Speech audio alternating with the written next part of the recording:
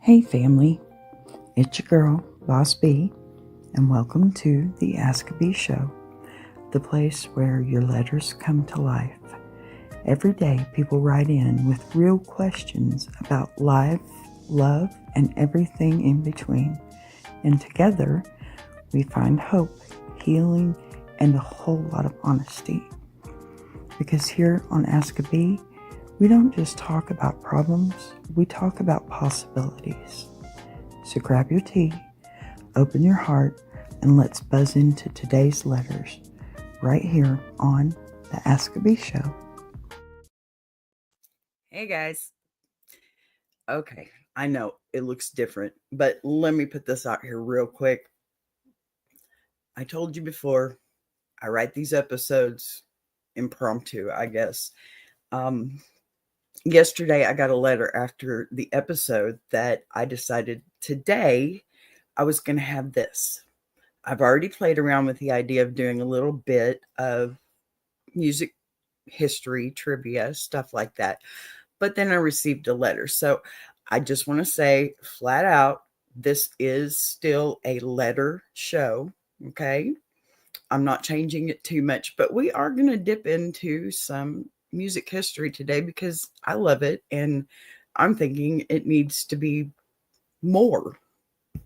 So I'm probably just testing this one out on y'all. I don't know if this is going to be a thing, but I was really thinking Fridays would be a cool day to talk about some of the trivia that I've been talking about all week long and maybe dive in deeper to their stories. So before we spin this first artist on Jukebox Journey, I want folks to remember that we already touched on a little bit of on yesterday's Ask a Bee, pardon me. But today we're going to get in there a little deeper, turning that tiny spark of trivia into, just a full-blown piece of music history because I love it. And I want to tell you too, pardon me, it's weather still in Texas. It affects me. Got my water, mama lines. Anyway, now I personally have some music background. Well, not just some. My mother and my grandmother were really adamant for me to be. I should have been Britney Spears, apparently. Okay, I do have a good voice. I'm not gonna lie. When I try, I sound pretty good. I have tried out for a few shows, believe it or not. I have not made it yet, but it's probably because I'm too nervous when I'm talking and but I'm hoping that being here, that'll give me a little confidence. So when I'm ready to go and audition again, I may just do that. And then, hey, that'll be a whole new segment for Boss Man on the Iron Sharpening Iron universe, don't you think? Anyway, I'm old. I don't know when that'll happen. But so, okay, back to the story at hand. Everyone knows Janis Joplin blew the roof off a Piece of My Heart, right? But very few people know this. Before Janis ever stepped on stage with it, the song already carried an entire lifetime of heartbreak, grit, gospel, soul, and family history. And the woman holding all of that inside her voice was Irma Franklin, Aretha's older sister, right? The one that people kind of forgot, right? But the one who left fingerprints all over American music, whether folks really realized it or not. Irma grew up in a household where talent wasn't optional. Okay. It was the atmosphere. And her father, the legendary Reverend C.L. Franklin, was one of the most recorded preachers in American history. The Franklin home was basically a revolving door for gospel giants. Seriously. Sunday dinners filled with choirs, rehearsals. Oh my gosh, raw and unfiltered soul, right? Aretha, Carolyn, and Irma were raised in the kind of environment where music was as normal as breathing. But now Irma wasn't just Aretha's sister. Okay. She was the first Franklin daughter to land a record deal. She was the one who broke into secular music before Aretha did.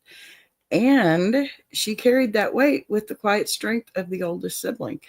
Now, the trailblazer, she was a trailblazer who rarely got the credit. So by 1967, Irma was working a regular job at IBM by every day. IBM, y'all. My girl, okay? She can sing and she got a brain. Singing sessions by night, okay?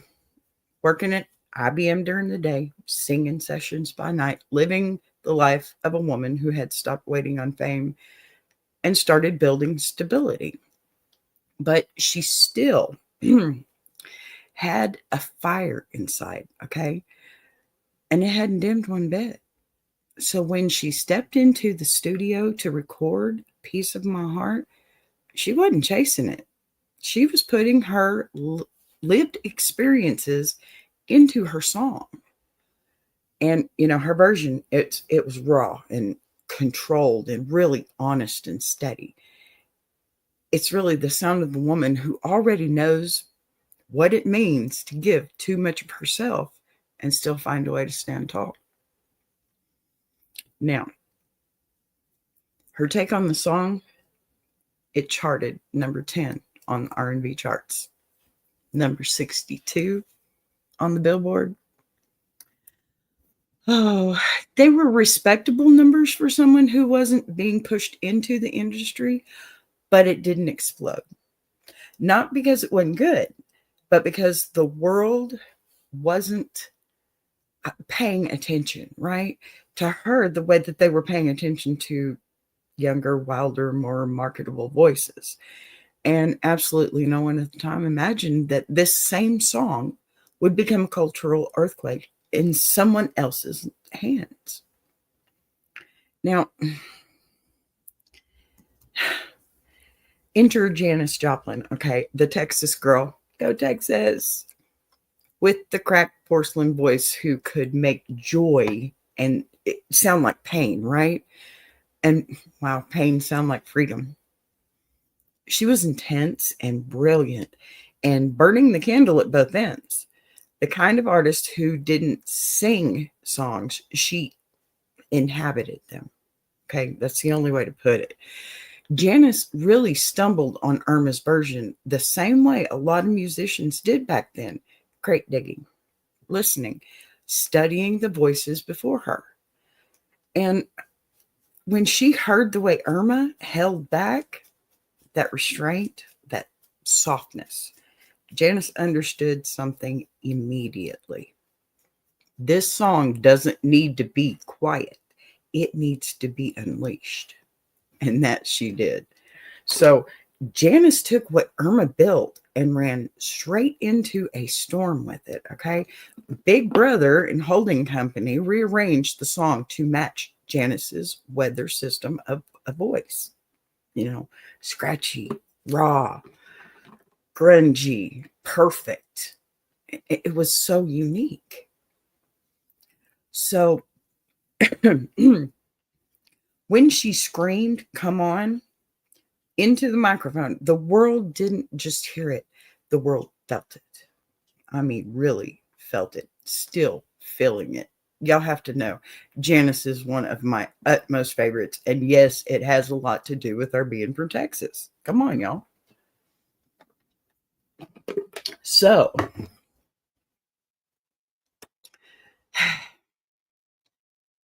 here's what most people don't really know, okay? Irma Franklin loved Janis's version. She really did. She once said, listening to Janis sing her song was like watching someone else open a window I didn't know was there. That's an artist. Irma was absolutely to the core an artist. Okay. She also said Janis treated the song with respect She didn't steal it, she amplified it. And when Janice's version went top 20, Irma's royalty checks started arriving in stacks, big enough to change her entire life. Okay. These royalties helped her for decades. Music history forgets her, but the paperwork didn't. Kind of like, Dolly and Whitney Houston. Just saying. Here's the piece that really ties the whole story into the soul of my jukebox journey. Both women, Irma and Janice, came from environments built on feeling, totally different worlds, different paths, different audiences, but the same truth. And let me just say, that is exactly what the iron sharpening iron universe is about. Right? Different worlds, different paths, different audiences, but the same truth. Now, women with big voices and bigger hearts are the ones who reshape music. Even if only one of them gets their name in lights. She didn't have to have her name in lights. Her sister took it. That's okay. But she had something too. Janice's version is remembered as the definitive take. But Irma's version, and I encourage you to go listen to it over and over again, that was the blueprint. That was the original heartbreak, the quiet storm before the hurricane. And without Irma Franklin, Janis Joplin never would have found that song and turned it into one of the greatest rock vocals of all time. So today, before we move into the next artist in this chain, we're going to honor both of them, okay? Two women, two voices, one song. Just one. Amazing. One thread that ties gospel, R&B, rock, soul, and female grit together in a way that still hits like, I don't know, a freight train nearly 60 years later, right? It's amazing. So, before we jump into it, okay, I've actually got this quick letter I wanted to read to you. And they just kind of slid it in the stack last night. It's short, it's sweet, and it fits perfectly, okay, with where we're headed next. But let's take a moment and read this one together. But I first, I just want to say to the writer of this letter, thank you. Your email really inspired this show today. And you know what? I'm having a good time already. Thank you. So here's your letter. Dear B, did Janice steal it? First off, let me get this running. Y'all, if you want to send an email in, please do. There are the 3 emails for the 3 major areas in the universe. We have Big Jack Storytime. He is the head and founder of the entire universe. And we have joined together for a ton of amazing spinoffs. And you can email any one of these and get either on the panel possibly if you like, or you know what, just write us an email if you want us to answer your questions. So now here's your letter. Dear B, I've got a question for your journey, and I'm hoping you can clear this up. I heard someone say that Janis Joplin stole the song Piece of My Heart from Irma Franklin, and that Janis's version buried Irma's so deep, most people don't even know Aretha's sister recorded it first. Is that true? Did Janis really like Irma's shine like that? Or take Irma's shine like that? Pardon me. I'm terrible at reading sometimes.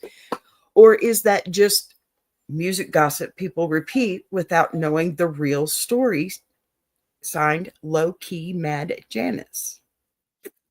All right, first off, don't you be mad at Janis. Don't you be mad at any artist that's ever done a cover, okay? That's how they get there. And the artist from the cover that they're singing, they know that too. I mean, yeah. Now, I've kind of already covered it, but I want to make this record straight, okay? Did Janis steal it? Come on now. Let's go ahead and we'll set the record straight. Okay? These two right here.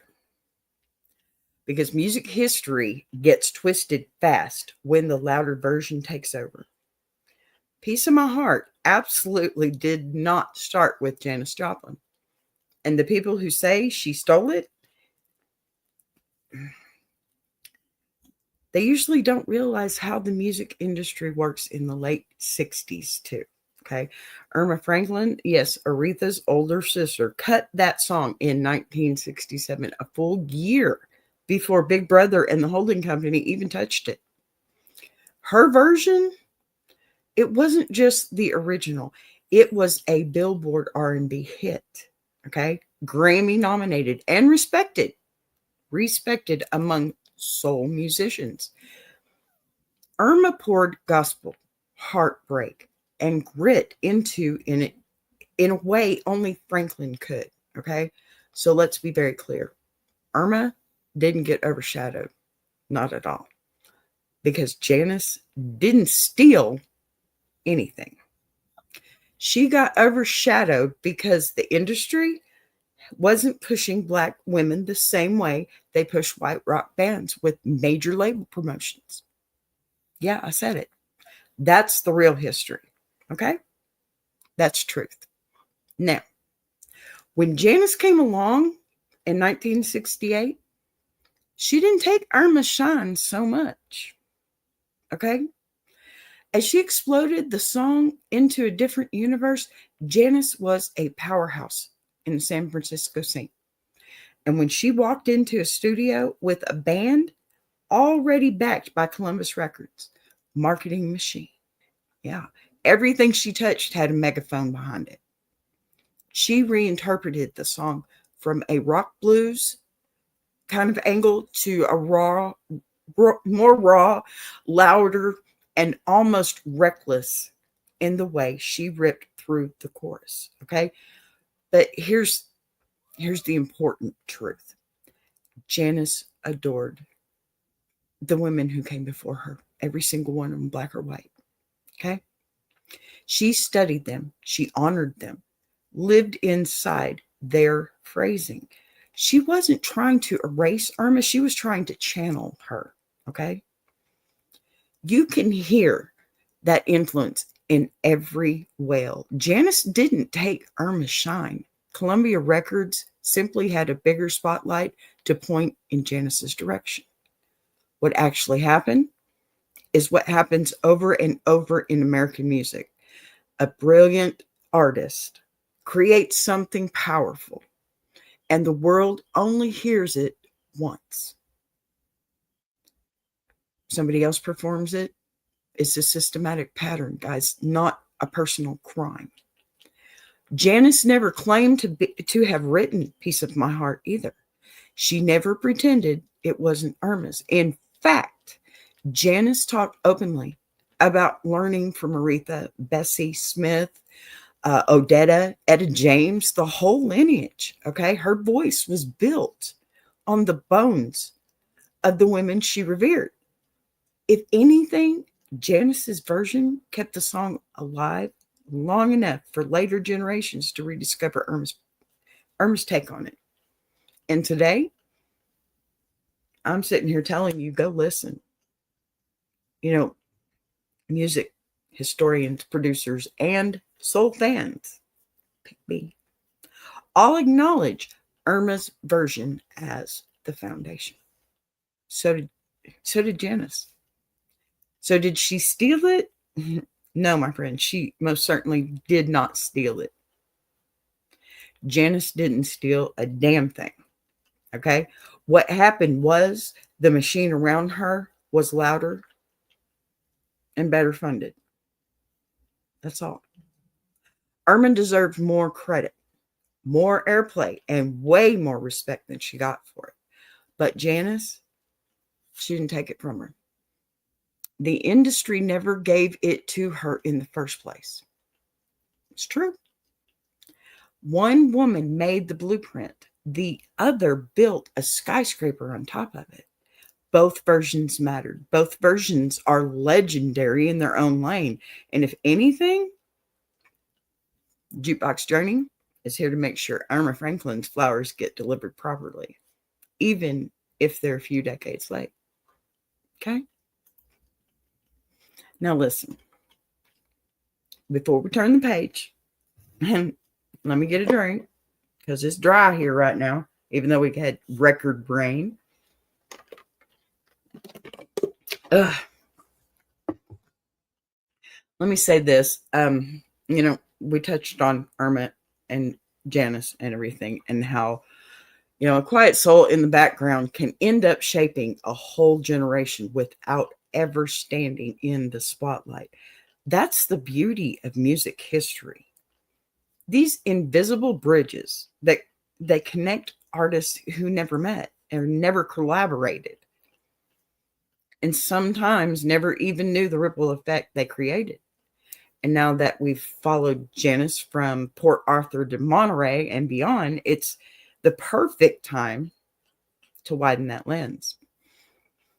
Because the next story we're stepping into isn't just connected to Janice through influence. It's connected through raw emotion, that kind of, soul deep storytelling that crosses genres and generations. Now, one artist's pain became another artist's blueprint. One voice cracks open a door and someone else walks through it with a whole different sound, right? Now, that's the thread we're pulling next.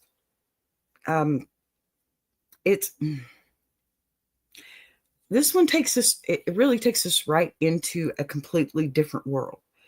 The world of soulful Southern rock ballads that carried the same unfiltered truth that Janice became famous for, but wrapped in a sound no one saw coming, right? So let's shift. Take a deep breath. I'm going to. Got to walk right into this next chapter of the journey, because this artist didn't just get inspired by Janice's emotion. He took that same unpolished honesty and rewired it into a whole new lane. And that lane became one of the most defining American sounds of all time. So, Otis Redding. Yes, Otis, my man. If we're going to follow the lineage of raw soul power from Janice to the next legend in line, then there's only one natural stop on this road. Otis Redding. And look, I know earlier we talked about Irma Franklin and Janice, so let me make this crystal clear for the folks who just walked in. The magic of music doesn't live in isolated boxes. These artists influenced each other, okay? They learned from each other, and sometimes they carried each other's songs further than the original writer ever dreamed. And if you want to talk about a ripple effect, you cannot talk about Janice without talking about Otis, period. Because Otis wasn't just a soul singer. He was a blueprint, a truth teller, a man who didn't just perform a song, okay? He lived it right in front of you. And that's exactly why Janice studied him. Seriously. Go back and listen, okay? Go back and listen to early Janice vocals, even on grainy bootlegs, all right? You'll hear it. The phrasing, the cracks in the voice, the way she'd throw the emotion out first and worry about pitch second, okay? Straight out of the Otis playbook. She once said that hearing Otis for the first time, she felt like she was being told the truth by somebody brave enough to say it. Otis came hard. He did. He came up hard. Born in Dawson, Georgia in 1941. He grew up poor. working with his hands, hauling whatever needed hauling, doing whatever needed doing. His daddy was a sharecropper and gospel preacher. Pardon me. His mama cleaned houses. And Otis, before he ever hit a stage, was the kid banging rhythm patterns on anything that stood still long enough. His teachers said he hummed more than he talked. He was shaped by church choirs, street corners, and long Georgia summers where the music lingered heavier than humidity. Now, by the time he made his way into the orbit of Stax Records in Memphis, the holy ground of Southern soul, right? He was polished. He wasn't polished. He was undeniable. He was. There are stories of session musicians stopping mid-take, staring at him like, where the hell did that come from, man? His voice carried this ache that couldn't be faked, and a kind of longing that made, grown men go quiet and women in the audience just put a hand over their heart because they felt it too deep to clap for a second. Let me tell you, Otis Redding was a worker. People see the big hits, the iconic moments, the Monterey Pop performance that basically baptized the entire West Coast into Southern soul, but they don't see the grind. Now, that man would rehearse until his shirt was drenched, and then he'd rehearse again. He would rewrite verses in motel rooms, humming through walls at 3 a.m. He'd jot down lyrics, ideas on receipts and napkins. He recorded take after take until he felt the soul was right. Not the pitch, the soul. Now, here's the part people forget, though. Okay? But here on this journey, I'm here to give it to you, the whole truth. Janis Joplin patterned her own Monterey Pop performance after watching Otis the night before. She watched him command that stage like a preacher in a revival tent. No gimmicks, no pyrotechnics, okay? Just raw energy and total honesty. And she said that right there was how music was supposed to feel. The next night, she stepped out and gave the world ball and chain. And the rest was absolute history. Okay, here's the heartbreak and the lesson wrapped together. Otis Redding died at 26 years old in a plane crash right after recording what would become his signature masterpiece, Sitting on the Dock of the Bay. 26 years old. He was younger than Janis when she died. Younger than Irma Franklin when she wrote Piece of My Heart. And you know what? Younger than most people when they figure out who they are. And yet somehow he left fingerprints on the entire future of soul and rock and blues and every artist who heard him and said, oh, that's what truth sounds like. Pardon me. And that's why this journey is working for me. Okay, because music isn't separate lanes. It's a long, winding road. Gravel, dirt, and asphalt all mixed together, where one artist hands the spark to the next without ever even meeting them. Janis carried Otis's spark, and the next artist that we're going to, they carried it too, in ways their audience never even realized. And that, my friends, brings us to the next chapter in this lineage. Okay?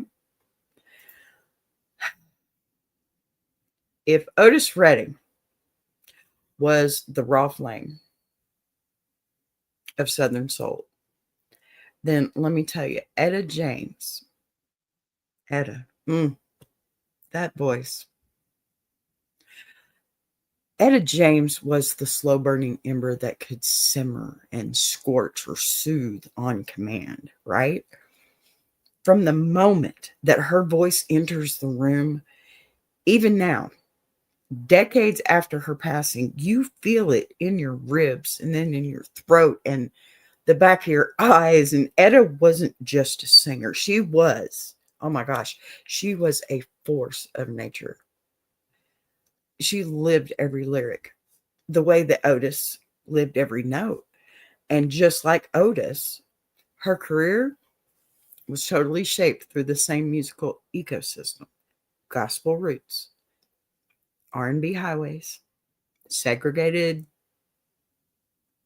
uh, Chitlin. I don't know how I got this in here. Anyway, the gritty California studios that stacked hit after hit until she became a household name. All right. The connection, that shared soul lineage, it's exactly why she's our next stop on the journey. Etta's early life could fill its own show. Okay. Born, I hope I say this right, Jamesetta Hawkins in 1938. She grew up believing her mother might never come back, a ghost like figure drifting in and out of her childhood, leaving Etta in the hands of adopted caretakers who did their best but couldn't shelter her from the streets or the music or the fight she'd been forced into before she ever held a microphone. Now, by the time she was 5, her gospel voice was so powerful that grown men in the church thought the Lord himself was stepped into this little girl's lungs. But talent doesn't erase pain. And Etta's life, pardon me, Etta's life became a tug of war between being wanted on stage and forgotten everywhere else. You know, her, hush, Mo, pardon my puppy. Um, her break, it came early, too early probably, when she started singing doo-wop at 14 and lied about her age to start recording. That is Etta James in one sentence. Too young for her life, too old for her wounds, and too gifted to ever stop. You know, her first hit, The Wallflower, got her through the door. But it was her thunderstorm in human form voice that kept her there, you know. And this is where the Otis connection tightens. They were label mates, genre siblings, and a part of a community of artists reshaping American music from the ground up while fighting through the same industry exploitation and racial barriers, touring dangers, and personal demons. And they crossed paths on the same circuits, okay, played on the same bills, and shared the same circle of musicians who spoke about them with equal awe. But the true fireworks moment, the one that lives forever, came in 1960 when Etta recorded what might be the most recognizable vocal performance in American history. At last, yeah, it was at last. The orchestra just swelled. The world stopped, and Etta planted her flag as the queen of crossover soul. What Otis did with sound grit or soul grit, pardon me, she did with romantic gravity. Now you can feel Otis's fingerprints all over the emotional arcs that she bends. The blend of vulnerability and command, the willingness to stretch a moment until it's nearly snaps, you know, they were cut from the same cloth, stitched by the same needle. And here's the part most people don't know. Okay. Otis adored Etta's voice, and Etta adored Otis's raw storytelling voice. Now, musicians from Stax and Chessboard or Chess Records talked about how the The two influenced each other's phrasing in small but powerful ways, like cousins in the same artistic bloodline. Now, when Otis died at 26, Etta said it felt like a piece of the soul era had vanished. Only another soul giant could say it like that. Only she could feel that shift, really.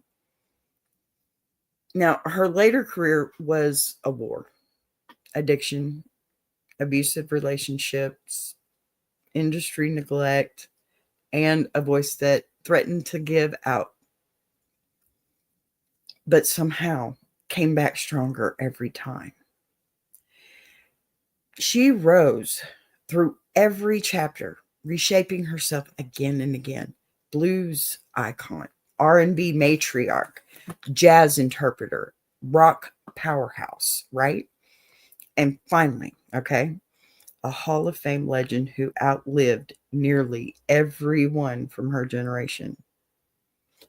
Now, while Otis became immortal through tragedy, Etta became immortal through survival. So, as we continue the journey today, it only makes sense that after honoring Otis's passion and grit and timeless impact, we now turn to Etta. Okay, pardon me. I'm so bad today. Now, Etta, the woman who could shake a microphone until the stand rattled, then soothe a broken heart with a total whisper the very next breath. If you want to understand soul music, you must walk through both their stories. And today we're going to step into hers. Now, when we step from Etta James into the next room of American history, okay, the air changes just a bit. It gets warmer, a little thicker, richer, like someone dimmed the lights and poured a little truth into the room. That was Ray Charles' effect. Okay. Now, it makes perfect sense to land here next because both Otis and Etta grew in the shadow of this man, studying his phrases, stealing his fire, pardon me, and learning how to turn raw emotion into something structured. Forgive me. Trying to avoid this and not put candy in my mouth. Okay. So if Otis brought church into the juke joint, Ray brought the whole gospel choir. Okay. Ray Charles Robinson. He was born in 1930 in Albany, Georgia, and from the start of his life was marked by hardship. Forgive me. So, this is terrible. Okay, he went blind at the age of 7, but instead of retreating inward, he expanded outwards. He didn't just hear music; he saw it with his whole body. He did. Every sound, every vibration, every rhythm had shape, color, movement. And you hear it in every note he ever recorded. Now, today we look back and call Ray Charles the father of soul, but back then people didn't know what to do with him. He was too gospel for R&B, too blues for church, too, I don't know, innovative for radio. So, guess what though? Yeah. Ray Charles never lived in a box. He broke them. Ray is the one who cracked open the door that Etta James walked through. When she recorded At Last, she borrowed heavily from Ray's slow burn delivery. That song, emotional vocal run on words like mine and time. Pardon me. Before Etta ever belted her heartbreak into a microphone, she watched Ray. and he turned hymns into hits. And then she followed him boldly, pardon me. Mm, I need more water. In fact, okay, Ray and Etta shared the same producers at points in their careers, which is why their arrangements feel like cousins, kind of lush strings, slow bass, swelling horns, and that signature push and pull tension. It's musical storytelling. And it traces straight back to Ray. Now, uh, let's talk about how Ray Charles tied into Otis Redding, because this is where the thread of Jukebox Journey really pulls tight, I think. When Otis was young, living in Macon, Georgia, he used to sneak into clubs to, just to listen to musicians imitate Charles, right? Those local bands studied Ray's piano lines and they copied his licks note for note. Otis observed it and then absorbed it. Okay, you can hear it clearly in Redding's early songs. Those little yells at the end of a phrase, the sudden emotional jumps, the way the voice cracks when open like a broken heart, all Ray. And Otis would later say in an interview that Ray showed us you didn't have to hide the pain. That was a quote. Now, that was the key. Ray Charles gave other artists permission to feel on tape. Okay. Ray Charles also crossed musical boundaries at a time when nobody dared to. He mixed blues with jazz and jazz with gospel, country with R&B. And when he realized or released, when he released I Can't Stop Loving You, country stations were furious. They were, until it hit number one. And then it stayed there for 5 weeks. 5 weeks. Ray didn't just open the door for artists of color to enter the country music. He walked in, rearranged the furniture, and made himself a home. Heck yeah. And decades later, Otis Redding covered country songs with pride. He sure did. Y'all don't forget Charlie Pride either. My man. Etta James recorded country-influenced ballads, okay? And Janis Joplin, her entire vocal style came from the blues gospel fusion Ray pioneered. Everything ties back. Ray Charles was also one of the first artists to fight for artistic control of his master recordings. And that was a battle that musicians still fight today, okay? He told Atlantic Records, no. Yep. Just like he talked about it in today's Ask a Bee theme yesterday. Yep. Yesterday's, pardon me. The power of saying no. And when he did, he walked away and got better deals. Ray refused to be owned, and that refusal shaped the future of music economics. Hey, Oso. Hi, Patty. Good to see you, my friends. Sorry, I'm talking through this one like crazy. It's so fun, though. All right. So,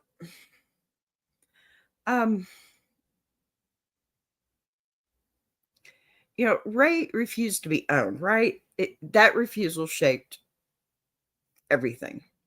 But beyond all the history, here's the real threat.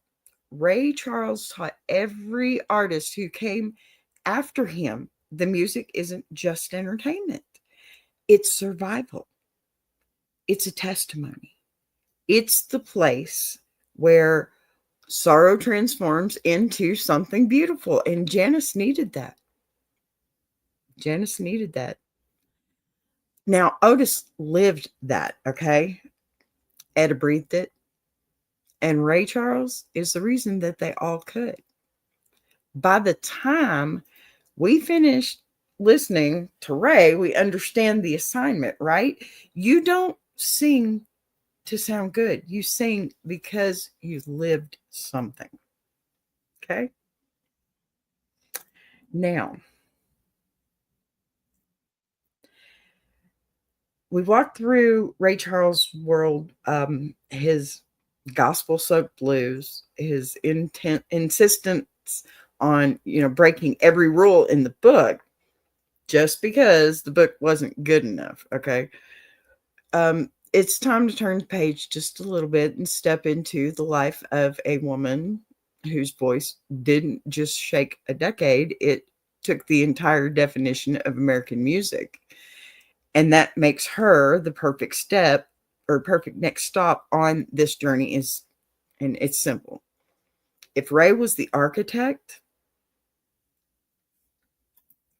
Aretha was the crown of top on top of the cathedral.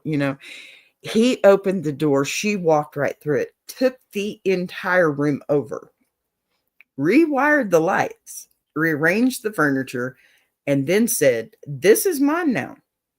And the music world totally listened. Okay. This Aretha Franklin was born into a world where sound wasn't just music, it was ministry, just like her sister, right? It was medicine, it was inheritance and expectation. Now, her father, C.L. Franklin, wasn't just a preacher, he was the preacher, a man whose sermons were recorded, distributed like albums, and sold across the country. So imagine being 5, 6, 7 years old and growing up in a home where um, someone's singing in your kitchen and sitting in your living room, and your father's house is filled with some of the greatest gospel voices that ever lived. Aretha didn't learn music, she absorbed it like breath. She picked up chords the way other kids picked up crayons. Her natural sense of phrasing, her instincts, her timing, they weren't taught. They were inherited muscle memory. Generational artistry passed through the bloodline. It had to be. Here's something, people most they forget. Aretha wasn't famous as a gospel singer first. She didn't hit at Motown first. She didn't break through at Atlanta first or Atlantic first. She started at Columbia, and Columbia,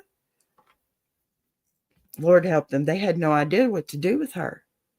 They tried to turn her into a jazzy torch singer. They sat her at a piano like some smoky lounge performer and said, "Just sing it clean, sing it pretty." They wanted it polished. They wanted refinement. They wanted control. What they got was a volcano wearing a silk dress, being told not to erupt. Mm-mm. No, no. And she didn't, at least not yet. But you can hear it. Even in those early Columbia recordings, that low hum that I'm holding back more than I'm releasing, tension that only true greats have. Her voice was a lion behind a curtain, pacing, waiting. Hello, Big Jack. Hello, hello. Now, running out of water. And then, okay, came the moment, the turning point, right?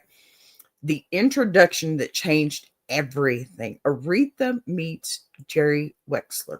Now, Wexler wasn't trying to turn her into anything she wasn't. He didn't want her to light a fire. He wanted to pour gasoline on it. He said, look, let's stop pretending you're a singer who plays piano. You're a pianist who sings. Okay, we're building around your instincts. And this one shift, this tiny little adjustment in perspective was like cutting the leash on the lion. Okay, they went down to Muscle Shoals. The Swampers started laying the groove, and Aretha sat at the piano like she'd been waiting her whole life for someone to tell her, go ahead and let it rip. And you know what? She sure did. That's how I never loved a man happened. That's how respect happened. That's even how Dr. Feelgood, Chain of Fools, Do Right Woman, You Make Me Feel Like a Natural Woman. They all came roaring into the world in one breathtaking creative explosion. She didn't just reclaim her voice, okay? She re-engineered soul music with one hand. One hand on the piano and the other one on history's throat.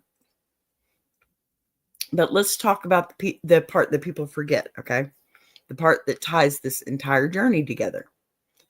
Remember now, Janice and Irma Franklin, how one sister wrote a song and the other turned into a rock and roll anthem.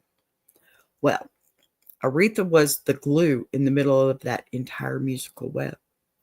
Irma wasn't just her sister, she was her mirror. Their voices carried the same gospel backbone, the same church without asking permission. Power, okay? Janice idolized Aretha. Her entire vocal style, that raspy, emotional, tear the walls down sound, was rooted in what Aretha brought to mainstream radio.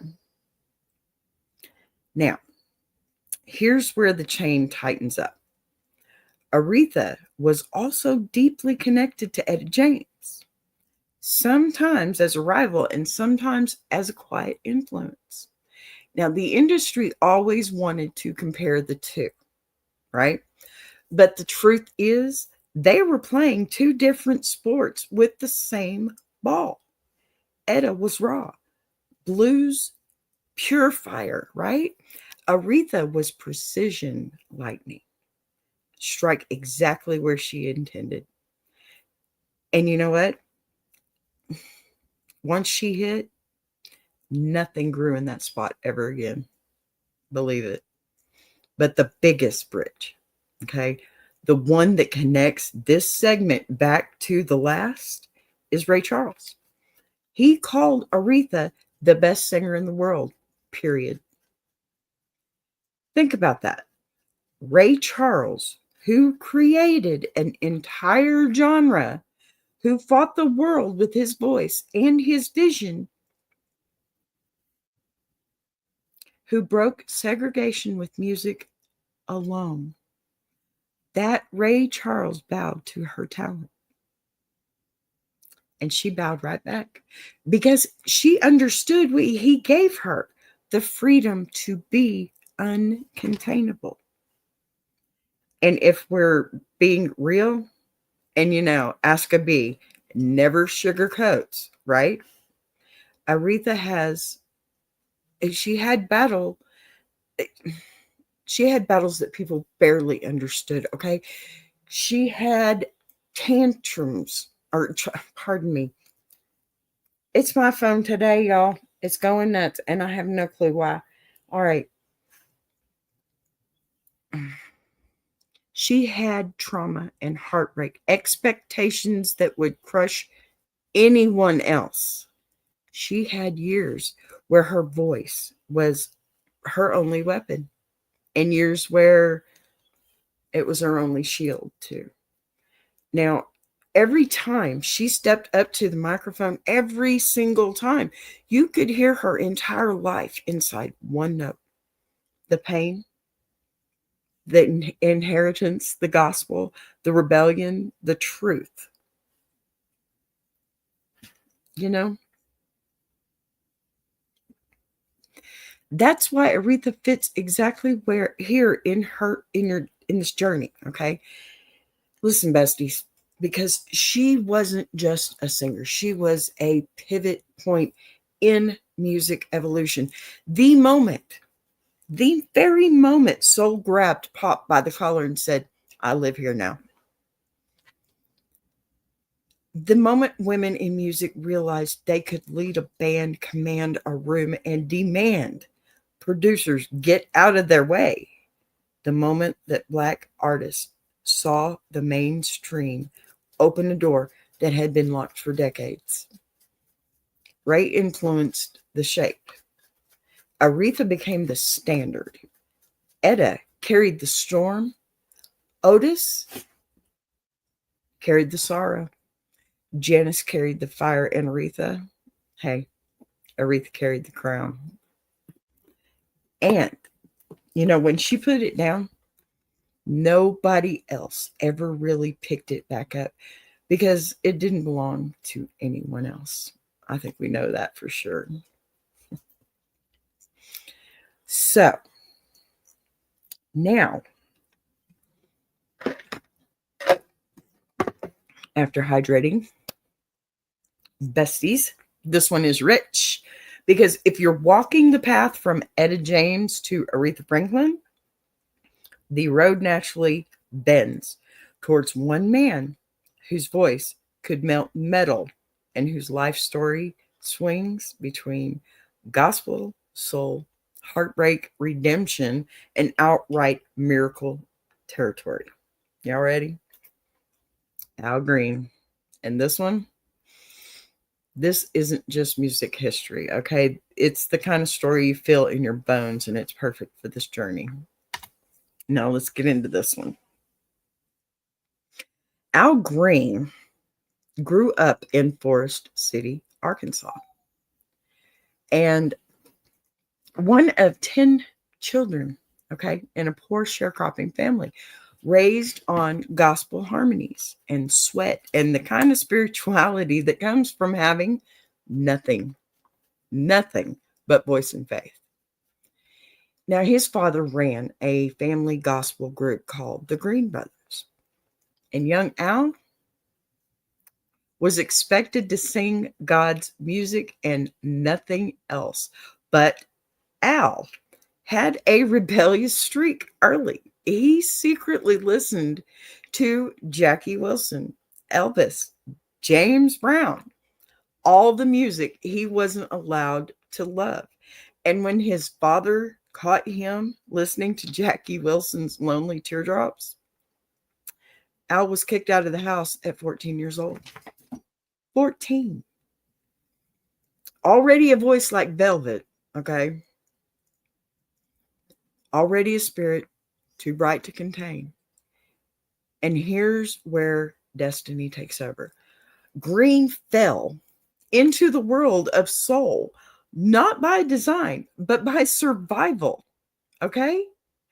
He started traveling, performing with little regional groups, scraping by on talent alone until Willie Mitchell, the legendary producer at High Records, heard him singing in a tiny Texas club. Hometown for me. Go Texas. Mitchell said immediately, this is the voice. I'll make him a star. And he did. Oh my gosh, y'all. Mitchell taught Al how to restrain his voice, how the softness could be even more powerful than the high notes. That's how they crafted the unmistakable Al Green sound. Now, minimal instruments, a gentle groove, barely their horns, and Al floating right on top like a prayer whispered through smoke, And then came the run of hits that was shaped modern soul. Let's Stay Together. Tired of Being Alone. I'm Still in Love with You. Love and Happiness. These weren't just songs, guys. These were templates for how romance should sound, right? Every R&B singer after him borrowed from that blueprint, knowingly or not.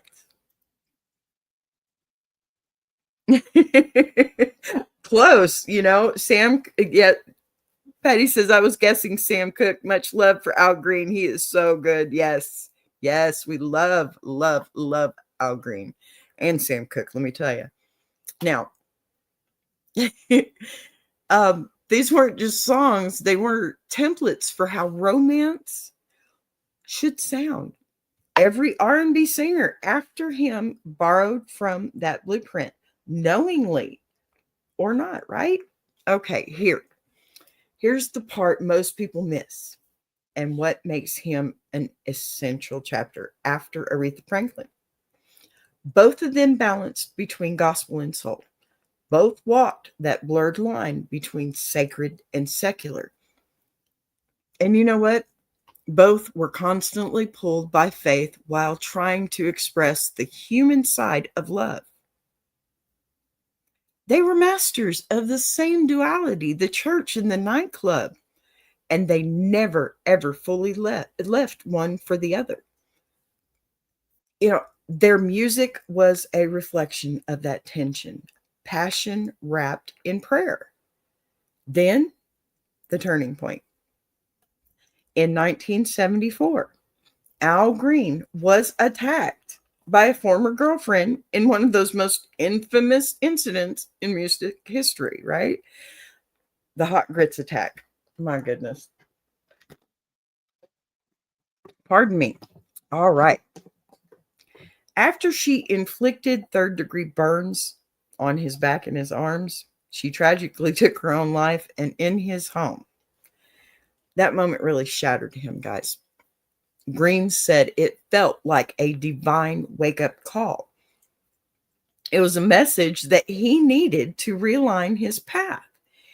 And from that moment on, he turned back to gospel music, becoming an ordained pastor and dedicating himself to the Full Gospel Tabernacle Church in Memphis, where he still occasionally shows up and sings. Right? Now, here's the kicker. Even after devoting himself to ministry, his influence on modern music didn't dim, it exploded. An entire generation of artists, from Annie Lennox, Mary J. Blige, Justin Timberlake, Bruno Mars, carry his sound in their phrasing, their riffs, their falsetto work, their softness. Everybody borrows from Al Green, even when they don't realize it. Thank you, Big Jack. I'm sitting here watching the watchers gauge, and I'm yeah. We're having a good day, aren't we? All righty. So that's why he fits beautifully into our Jukebox Journey flow. Okay. We went from Janice to Irma to Otis to Etta to Aretha and now Al Green. The bridge between gospel, soul, heartbreak, and spiritual rebirth. This segment alone will carry 15 plus minutes when just reading one thing about one person, it takes up a whole show. And I can't finish this show. We are past our hours, what I'm trying to say. Make sure to hit the like button. Yes, please do. Guys, I can't finish this show without this last artist, okay? Because I think we all know that these two kind of went hand in hand, right? When you transition from Al Green into, here we go, Marvin Gaye, okay? The man who turned soul into a prayer. You aren't just crossing from one soul legend to another, okay? You're stepping directly into the beating heart of American music. Marvin wasn't simply a singer. He was an interpreter of the human condition, okay? And in the same way that Al Green brought gospel yearnings into secular love songs, Marvin took raw emotion, the kind that lives under your ribs, and it's turned into a melody that still feels like confession and lament and devotion and testimony all at once, right? If Al Green was the warm candlelight glow in the sanctuary, Marvin Gaye was the stained glass window at the sunset, okay? Vivid, honest, and impossible to ignore. Now, Marvin Gaye's musical roots are tangled and deep. Like Al, he grew up under heavy religious influence, but his father was a strict Pentecostal preacher whose iron sharp edges shaped Marvin's yearning to escape, to express, and to finally breathe. Just finally breathe. Truly the queen of soul. Absolutely. So that longing and that ache, it sits right inside songs that's like What's Going On, Distant Lover and Mercy, Mercy Me, one of my favorites. And that what's wild is that the album What's Going On almost didn't exist. Motown didn't want it. Berry Gordy thought it was too political, too depressing, too uncommercial. Now, Marvin had hit that point in his life and in his artistry where he refused to sing one more love song while the world outside was falling apart. This was the same moment Al Green was asking whether to stay in the secular world at all. Let's see, Patty says Marvin Gaye, just the best of the best.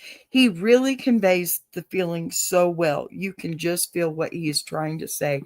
Amen, sis. That is exactly the truth. Exactly. And, I think a lot of people feel that too.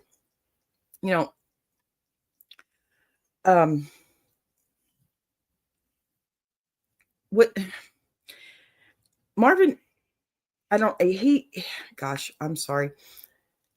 This was the same moment that Al Green was asking whether to stay. But soul music was fracturing and transforming at the same time, and Marvin became the very center of that evolution. And here's where Marvin and Al Green intersect more tightly than most people realize. They both carried the weight of spiritual unrest. Both men were torn between the pulpit and the microphone. Both felt guilt woven between every lyric, and both of them sang like men. They were trying to make peace with themselves, right?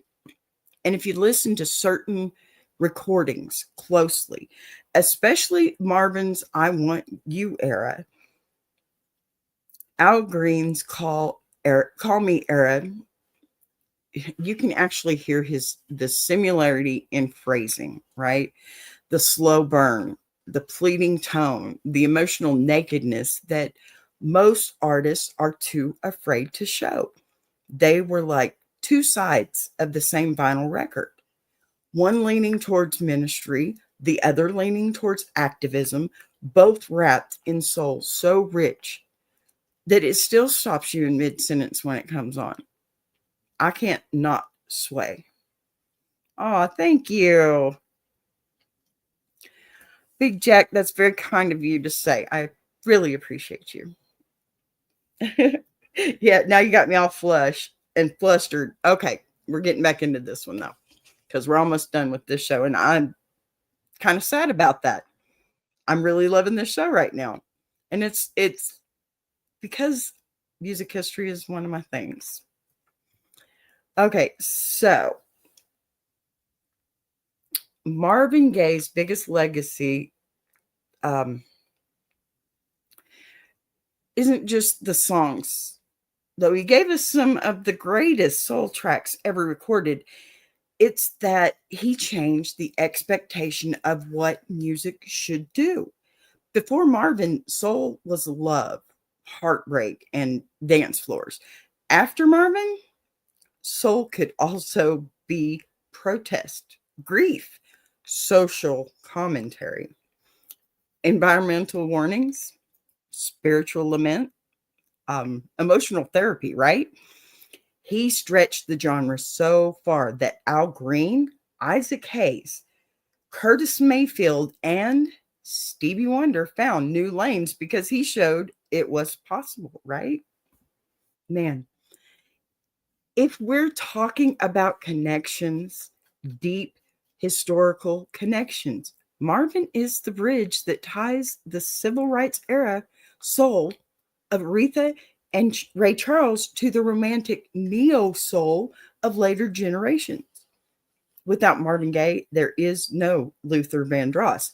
There's no D'Angelo. There is no Maxwell. There's no Leon Bridges, no Sam Smith singing with gospel. Ache, seriously. No Weekend, using pain like poetry. None of it. Marvin planted the blueprint. Of course, his personal life was very stormy. The fame, the drugs, the pressure, the trauma from childhood, it all built up into a tidal wave he never fully outran. And yet, even in the middle of that chaos, he recorded tracks with such tenderness. You'd swear he was whispering directly into your soul. That's why Marvin's story always hits the heart, right? It's beautiful, it's tragic, it's messy, it's brilliant because it's human. That's what Ask Me Show is all about, isn't it? Now, that brings us to the toughest part, okay? Marvin Gaye's final chapter. His life ended the day before his 45th birthday. After a confrontation with his father, I think we know the story, but the very man whose voice, control, and expectations had shadowed Marvin's entire life.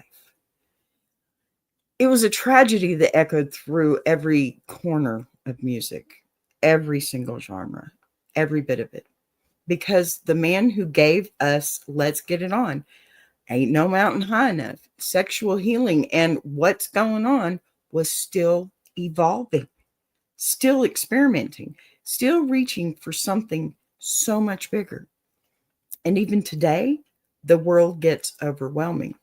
Marvin's voice still rises like a prayer, asking the same question he posed in 1971.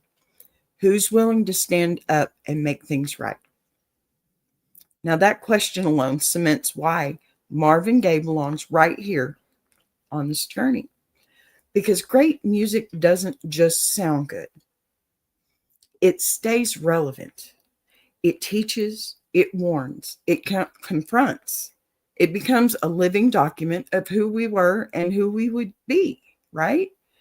Marvin did that with a level of honesty that no one has ever truly duplicated. So, as we roll from Al Green into Marvin Gaye, what we're really doing is shifting genres, eras, and emotional landscapes. But keeping the thread alive, the power of voice, the influence of gospel roots, the tension between sacred and secular, and the way music becomes the place where the things we can't say out loud finally find their way into the world, right? So now we're going to slide into the home stretch of the musical road trip we just took, okay? Just take a breath with me here. We've moved through generations and genres, heartbreaks, breakthroughs, and voices that shaped entire eras, right? And somehow they all link together like one long, soulful breadcrumb trail. Before I close this journey for the day, I want to pull the spotlight back for just a second and gather up everything we just walked through, okay? Because the beauty of a journey like this isn't just the artists. It's the way their stories echo with each other, how the music really carries their fingerprints forward, and how every connection we uncovered today reminds us that nothing in music, nothing happens in isolation. It's always of it's one artist is they're sharpening another, iron sharpening iron in the music world, one voice inspiring the next. So before I send y'all out the door, let me wrap this up a little bit the way a good DJ should, I suppose. Okay, this is look, we're bringing this full circle in today's journey. A whole hour of stories, sounds, struggles, triumphs, and the human fingerprints behind the music that shaped generations. What I love most about doing this show isn't just the facts or the history, it's the reminder that every artist we talked about today carried something from someone else. Influence isn't a straight line, it's a chain reaction. Okay. Irma inspired Janice. Otis pushed Etta to her rawest honesty. Etta sharpened Ray Charles. Ray lit a fire under Aretha.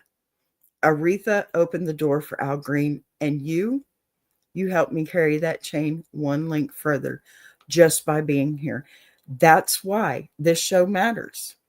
Because music isn't just sound. It's family, it's roots, it's legacy, it's something passed down. The same way we do here every single day at noon. And we just got another member, Patty, friend. I love you, honey. Thank you so much. Thank you so very much. Now, before I take this mic away for this afternoon, let me remind you that Ask a Bee is open 24/7. If you've got a question, a confession, story, a bless their heart letter, a family mess that needs sorting, okay, or even a music is this true mystery like the one we answered today, listen, send it in. Please send it in. You can email your letters anytime and I will get them, or Big Jack will get them. We all will get them. I promise you. Fridays are Full Circle Friday too. Okay. Or pardon me. Saturdays. Tomorrow we are going to bring in another letter or two from people that we've already read their letters online. I do have a few more and I want to share that. So tomorrow, that's what our show is going to be about. Okay. Now, your letters are the heartbeat of this entire universe, not just Ask a Bee. And you matter here in every bit of this universe. And if you're new, welcome to the ISI universe, the Iron Sharpening Iron family of creators, hosts, and storytellers. Big Jack, Mama Lions, Walt Talks, they're all a part of this bigger world, and we're building it brick by brick. Okay? When you support this show, you support them. When you support them, you support me. When you support me, you're supporting the entire community we're building across all our live streams and our channels. And yes, the merch is live. It is. It is. Y'all have to go get your merch. Please go get your merch. You need to get your merch. Okay. Now, the B shirts, they're out there. See, I got mine. But we have so many other shirts and we have other mugs and lots of things coming. If you want to support the channel and help us keep all these shows running every single day, though, grab something from the shop, would you please? It helps more than you know. And every single order makes a real world difference. Okay? Finally, make sure you watch The Lady's Diary. Ask a Bee weekday, full episodes in full, 12 p.m. Central, 1 p.m. Eastern. Okay. Watch the Iron Sharpening Iron shows, please. Share them, like them. Our collab buttons are on. The shows are running on 3 networks now, and the momentum we build today decides the height we fly tomorrow. We're building a universe here, you guys. And every time you show up, you are part of that story. Thank you for being here. Thank you for showing up when I do. Thank you for making this little corner of the internet a place where curiosity, kindness, laughter, music, and truth all get to exist in the same room. I'm B. This has been our journey, and I will see you tomorrow. Same time, same place, same heart. Just a brand new adventure waiting to begin. Love you guys. Thank you so much.